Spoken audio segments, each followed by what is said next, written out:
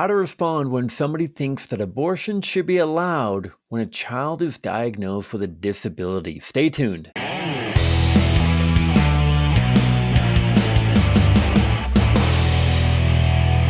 Hi, folks. Welcome back to the Pro-Life Guys podcast, a show dedicated to equipping you with the tools that you need to have compassionate and compelling conversations about abortion so that together we can change minds, save lives, and transform our culture. My name is Cam. I am the host of the show.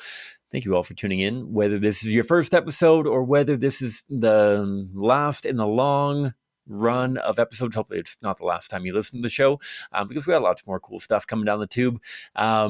But I'm thrilled to have you guys along for the ride, working through how to have good conversations about abortion. I know that for a lot of people, the idea of actually being able to change somebody's heart or mind on abortion is something of an optimistic goal, something that they can certainly aspire to, but not necessarily expect. And well, obviously we have no control. We have, it's up to God for the change that is cultivated in people's hearts and minds. We can absolutely do a lot of stuff to help, people be primed for that kind of conversion and how beautiful that conversion is when it comes to coming to reject abortion in all of its situations. We are well into our new year of 2024. We've had volunteer teams across the country out week in, week out, sometimes day in, day out. We've already accomplished a tremendous amount of activism this year already, and we are gearing up for our Florida abortion awareness project coming up here shortly. And so it's a really exciting time at CCBR. And I wanted to focus today on a justification that we hear pretty often, and that in some ways is a little bit different than a lot of the other justifications we focus on, for the reason that at times it feels like pro-lifers are the ones who are not being compassionate when we say that abortion should not be allowed for children when they've been diagnosed with disabilities. This is a child who's been diagnosed, whether with a mental disability, physical disability, whatever we want to call it, whatever kinds of disabilities we want to point towards, something that they're going to tragically die very quickly with, or something that they may live with for a very long period of time. And so often it feels like we are being accused, because often we are very, very really being accused of wanting children to suffer. We would rather them suffer than to be put out of their misery, kind of thing. And it's a very reductionist kind of argument when it comes to reducing humans to a very base level that at times we would put even below animals, right? Like, a lot of people will at times in conversation, I think about a number of conversations I've had where people say, well, you'd put your dog down for something far more minor, or you put a horse down for something far more minor. We're going to shoot a horse if they massively break their leg. And if we're going to kill a horse for that reason, then why are we not going to allow abortion for a child who's got a severe and irremediable medical condition that is far more severe than a broken leg? And first of all, let's talk about a few things we don't want to do. Let's not take the bait on the horse. I don't know where you're at on horses. I know where some people are at. I know where Quana is at. My colleague Quana is a big horse person. And I don't want to get into whether or not we should be putting down animals, what justifies putting down an animal. And I largely say that because I'm not coming from an area of expertise. I have honestly had one personal pet my entire life. My little sister had a rabbit and devastated the family, particularly my parents, actually, when the rabbit died. But I wasn't super involved in the rabbit's life in any way. And I have owned a fish. I've never owned a dog, never owned a cat. Can't say that I ever hope to own a dog or a cat or any other animal. And so I don't want to go down this road, partly because I don't actually have very good personal experience or very many principles. I have not thought very deeply about if or when you should put your dog down or put your horse down or anything like that. Maybe you have, and maybe you can speak to personal experience or whatnot. I would even say that if you have a tremendous amount, unfortunately, I suppose, of personal experience putting animals down, let's not take the bait on that. We want to keep this focused on abortion and not the rightness and wrongness of euthanizing animals kind of thing.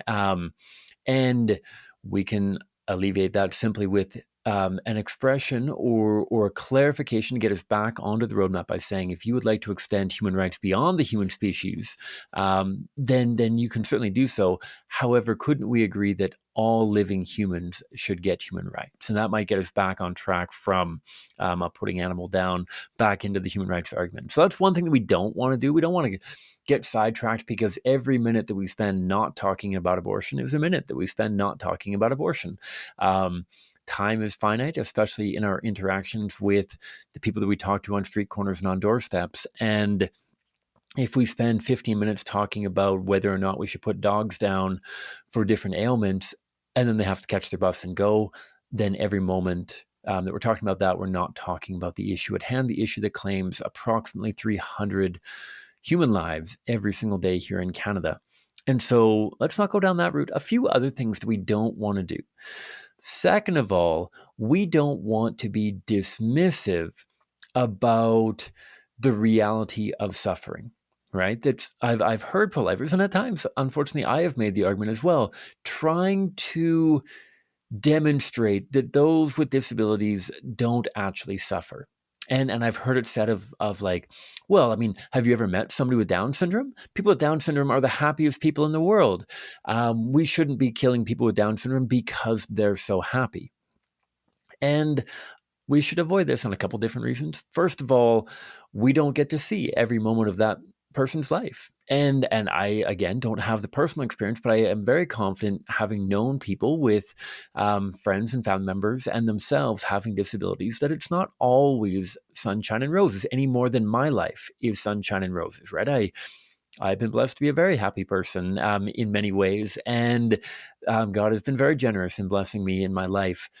And yet for somebody to say, oh, don't kill Cam because he's always so happy, is not what it comes down to. You should not kill me, not because I'm really happy, but because I'm a human being who gets human rights. And the same thing goes with those with disabilities. To say that abortion is not appropriate or shouldn't be allowed for people with disabilities because people with disabilities have a lot of fun or really enjoy their lives or really have meaningful lives, they're able to experience suffering in a whole different way, all that kind of thing, gets us away from the central argument again, right? Because I don't want to get into a he said, she said kind of thing. Well, my aunt has this disability and she's been miserable her entire life, or my child has that disability and they're going to be in constant pain and agony the entire time. I don't want to be trying to debate with somebody whether or not their child or their friend or their family member is going to be in agony and pain or not.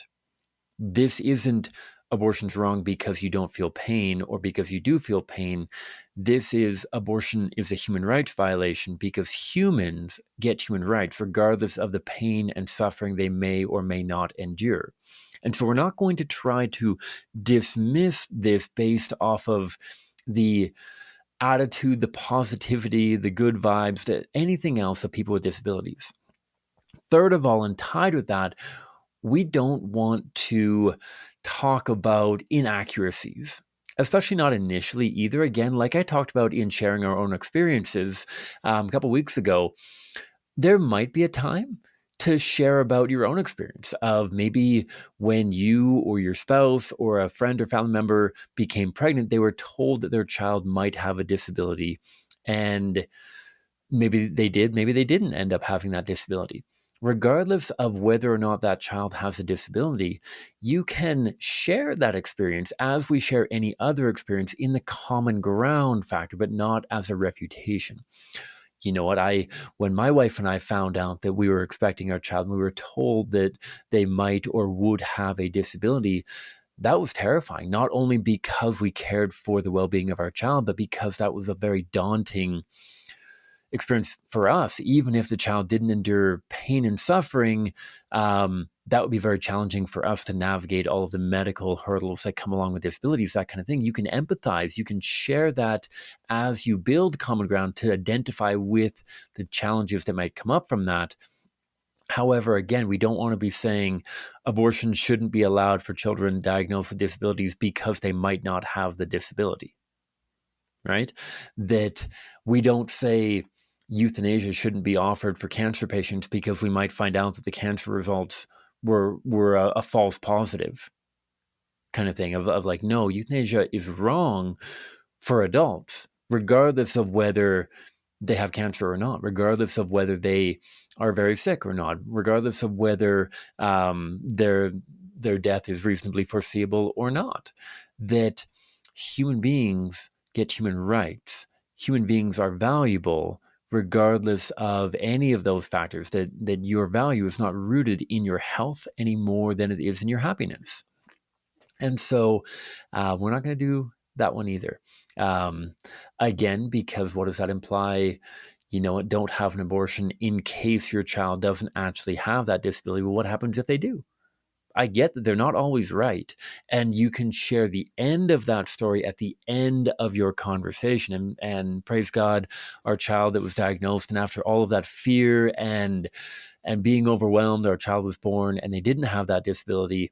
However, we still valued them regardless of whether they have the disability or not, kind of thing. That this can be a part of our narrative that we're sharing, but not as a refutation, not as a dismissal of argument, but rather as an opportunity to empathize with it, because we have to realize that there are two components at play when it comes to a child with disabilities, right? First of all, it's the experience of the child. And hopefully every parent for all of their children, born, preborn, whatever it may be, have a deep and profound concern for the well-being of their child. I think that it's very appropriate for a parent to be conflicted about how to best care for and manage the pain, suffering, agony, and everything of their child. I think that that's our responsibility as parents. And yet, at times, that can drive us to, I don't want my child to suffer at all, or I don't want my child suffering to surpass a particular threshold, at which point we become more than parents. We try to become managers and micromanagers of our children's experiences, right? That I don't want my child to fall off a bike and skin their knee. I don't want my child to progressively have greater and greater suffering. I don't want my child, obviously, to be hit by a vehicle. I don't want my child to experience tremendous pain and suffering through an ailment or anything else. And I think that's right and appropriate for parents to be conflicted and to have there to be a difficult tension there when it comes to how do I navigate the pain and suffering and lived experience of my child. However, we do need to have the support of the people around us, so that we remember that we're here to provide the best possible thing for our children. And not to prevent all pain and suffering, or even tremendous pain and suffering. That the well-being of our child, there's nothing more devastating to a child than literally their death. Because as much as I don't think that people are genuinely buying into Eastern religious reincarnation kind of things, this idea of, I'm putting this child out of their suffering, and that idea, it's not like that child gets to re-enter the world into a whole and not disabled body at another juncture of time kind of thing. That this is a gift given that can and will only be given once. And that's important for us to recognize as parents. I know that's some deep dive in there, and I know that there's more that could be said about this. But for the sake of progressing through this episode, I'll move on to the other consideration, that it's not only the well-being of the child, but I do think that there's a very natural, at the very least, if not appropriate, understanding of the parents and how daunting it may be to care for a child with disabilities, right? That not only when it comes to what their experience with that child themselves, and sleepless nights in hospital rooms and in and out of the Ronald McDonald House, and all of the trips and all of the children's hospital, and all of that hardship that a parent is going to go through as they're journeying with their child through the hardship of life, that takes a tremendous toll. on parents. And I don't think that we should pretend that it doesn't, that those who are conflicted are conflicted both for the sake of the child and for their own sake. And I don't think that it's pure selfishness to say that a parent might be conflicted based on how their life will be dramatically impacted through having a child with a disability, right? This isn't pure selfishness of, well, I won't be able to attend my beer league baseball games on Tuesday nights anymore. This is a matter of, I don't know how we're going to afford all of the travel and all of the experimental procedures and all of the this and all of that. Like, I don't know how we can afford it. I don't know how we're going to be able to do it while, I mean, I've known people who have taken tremendous time off work, who have traveled across the country, who have slept in vehicles and all over the place to try and provide care for their children. And you throw another healthy child or other children with disability in the mix, and the impact that it has on everybody's life. I think that it'd be wildly inappropriate to suggest that it's pure selfishness that is driving somebody to be conflicted.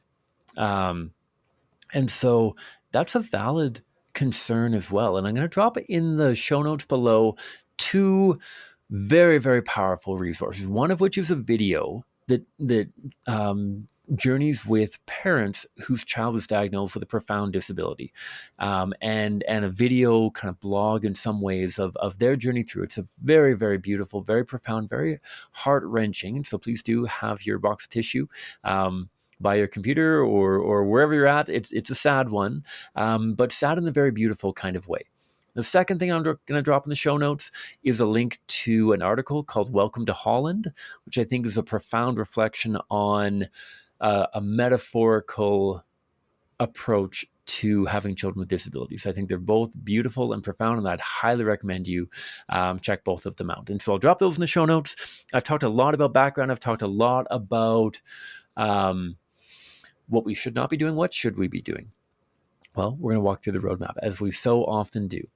We're going to start common ground. I agree with you that would be an absolutely tragic situation, not only for the child and the suffering and the pain that they may or may not endure, but also for the hardship and how overwhelming it would be for the parent. I want to identify both of those because I want to identify the concerns that the person might be having. I agree with you that there are massive problems, challenges, and conflicts that come up through this that impact both the child and the parents and the rest of the family and society as a whole. Part two is starting with an analogy. And I know there's going to be some pushback on the analogy, and so we're going to dive into that in just a moment after I've walked through the analogy and the question. The analogy, I would say, imagine there are parents of a born child who began exhibiting symptoms of a disability, whether that disability is something that wasn't picked up prenatally, whether that was something that wasn't observed, or whether it was something that came about afterwards, whether it was cancer or Lou Gehrig's disease, MS, anything like that. Imagine a child is in a massive motor vehicle accident and will be disabled for the rest of their life. Would we ever suggest that the most compassionate thing to manage the pain and suffering of that child would be to directly and intentionally end the life of that child? If not a born child, if we're not willing to kill a born child who might exhibit a disability, mental, physical, both, whatever it may be, then why a preborn child? Why that same child a little bit before? From there, we go into the human rights argument, human plus X if necessary, draw them towards the pro-life worldview. Abortion is a human rights violation. Now, I'm sure many of you are probably thinking either of experiences that you've had while doing outreach or simply the natural challenge that gets brought up of what if people say that it is okay to kill that born child? It's okay to kill the preborn child just like it's okay to kill the born child in that circumstance. Three things that we can do. First of all is going to be the really quick thing. The first thing that you want to do if they say, yes, it's okay to kill that born child, and they kind of cut you off at the pass, is simply repeat it back to them. Because in the heat of conversation, especially if they're still viewing this as something of a debate, they might say things that they don't genuinely believe. And so I'm going to simply repeat back to them, I'm sorry, I don't know if I understood you correctly. You said that it is okay to directly and intentionally kill a born child, like a 2-year-old or a 3-year-old who has encountered a physical or mental disability? And at least a portion of people are going to backtrack. Once it's repeated back to them and they've caught their breath again, they're probably not coming into the conversation anticipating a conversation about abortion. When you knock on their door, when you talk to them on a street corner, they're probably not prepared for a conversation about abortion. And so I'm going to give them that opportunity to backtrack on what they've said. And I would say that often they will backtrack and say, "Oh, no, sorry, I didn't hear you correctly." Like, no, obviously you can't kill a born child. Okay, then we're back on track. We're back on our roadmap. If not a born child, why a preborn child, into your human rights argument. What if they say, okay, I've repeated this back to them nice and slowly so they know what they've said, and they say, yeah, I genuinely believe that you should be allowed to kill born children who are experiencing physical or mental disabilities. At that point, I want to gauge where their limit is. As my colleague Blaze, I'm going to drop this in the show notes below as well. We've talked a little bit about what to do when they say it's okay to kill a born child. I'm going to drop that whole episode in the show notes. But a major principle in that is testing the limit. Testing the limit to understand where they're coming from and help them even understand where they're coming from. Because the entire question, as I talked with recently, Larry from the Medical Dental Association, Christian Medical and Dental Association of Canada. This is a matter of generating two tiers of humans whose lives are not worth living and humans whose lives are worth living. And it comes down to the great question that my colleagues Jonathan and Blaze present in their book, A Guide to Discussing Assisted Suicide, that in questions about being okay to kill born children, it comes down to when somebody is requesting or when we're making a proxy decision about suicide, who do we push and who do we pull on the bridge? Who do we push off the bridge and who do we pull back? Who gets to be killed and who does not get to be killed? Who is it appropriate to directly and intentionally kill, particularly as an unconsenting minor? And who do we not? That's a really difficult question for anyone to answer, particularly when it comes to unconsenting minors, right? That as the role of the proxy decision maker is to make decisions in the best interest of the person they are making the decisions for. And killing somebody can literally never be in their best interest because, again, this isn't a replay kind of option. This isn't okay, I've lost too many health points, so I'm going to go back to the beginning of level 2 and start afresh. That's not how life works.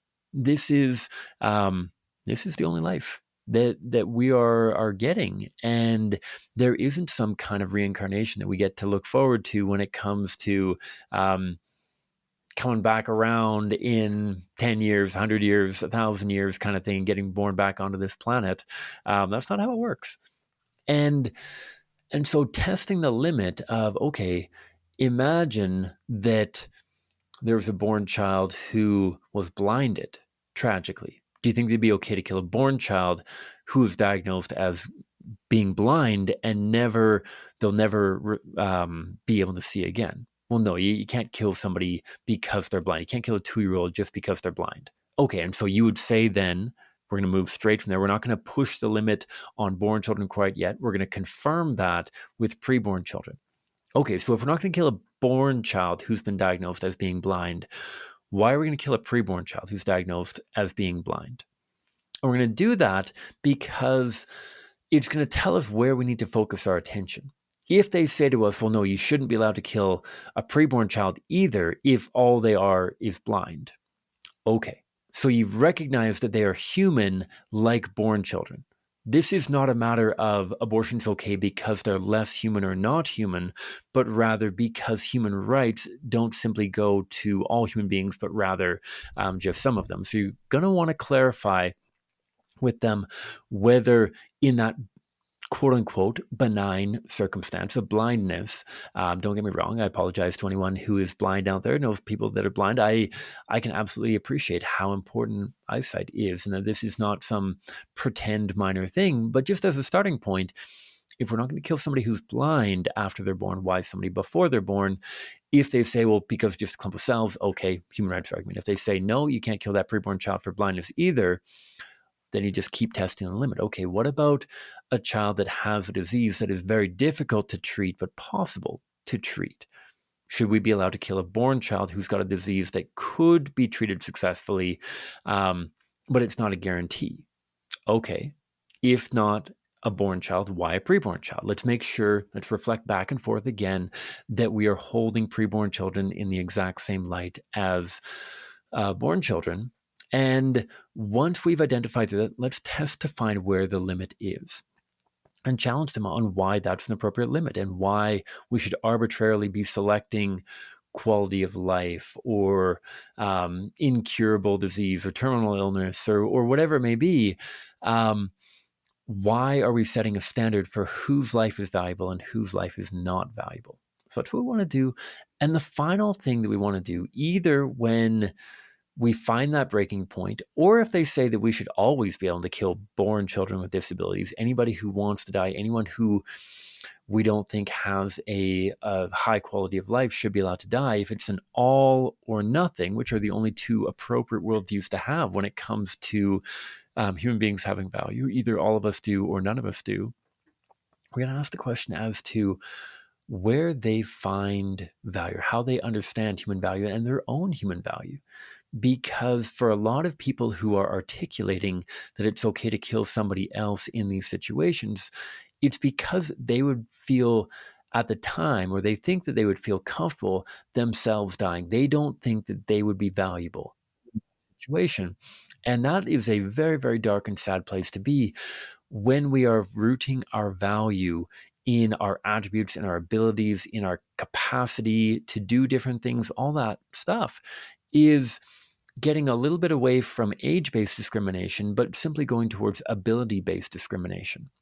And we cannot discriminate based on ability any more than any other attribute. And we can put ability-based discrimination alongside other historic forms of discrimination and challenge them and beg the question on how is age-based or ability-based discrimination any better than any other form of discrimination? That if we're going to extend care and support and protection and suicide prevention, and we're going to prevent people from being killed in these situations and punish people who try to, or heaven forbid, succeed in harming or killing people in these situations, why the two-tier system for human value? So that's where we want to go. Okay, again, I'll summarize all together. We are not going to try to pretend that these difficulties don't exist. We're also not going to pretend that abortion should not be allowed because maybe the child isn't actually going to have that disability. We are going to build common ground, at times even incorporating our own experiences or the experiences of our loved ones in there. We're going to make an analogy. We're going to ask a question. We're going to flow through the roadmap. If with the analogy, they say that it is okay to kill born children, the first thing you're going to do is gently repeat that back to them to make sure that you understood correctly and they understood correctly what was just said. And if they correct themselves, then you go back to your question through the rest of the roadmap with the humanity and human plus X. If they double down, then you're going to test the limit. You're going to test the limit to see where is their dividing line for lives that are worth living and lives that are not worth living. You're going to constantly, once you find a born life that you cannot kill in spite of disability or condition or whatever, you can confirm that with a preborn child to make sure that they're identifying the two of them together. If they don't identify the two of them together, if they say that it's wrong to kill a born child with that disability, but it would be okay to kill a preborn child with that disability, what is the difference? Move into the human rights argument. And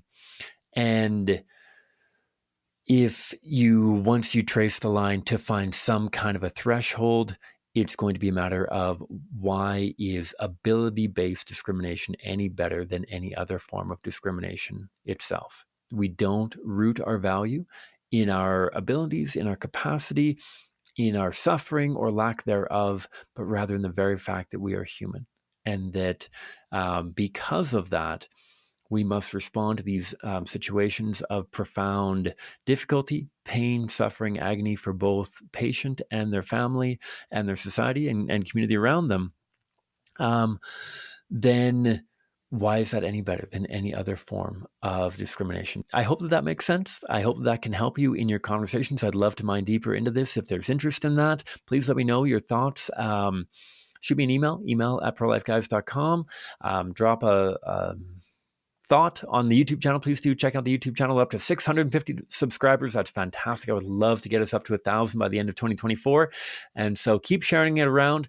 Let me know your ideas for content and otherwise. And yeah, I hope that this roadmap for difficult conversations and easy conversations and whatever kind of conversations about abortion can be helpful, addressing the justification through common ground analogy question, the focusing on the humanity of preborn children through the 4 questions of the human rights argument.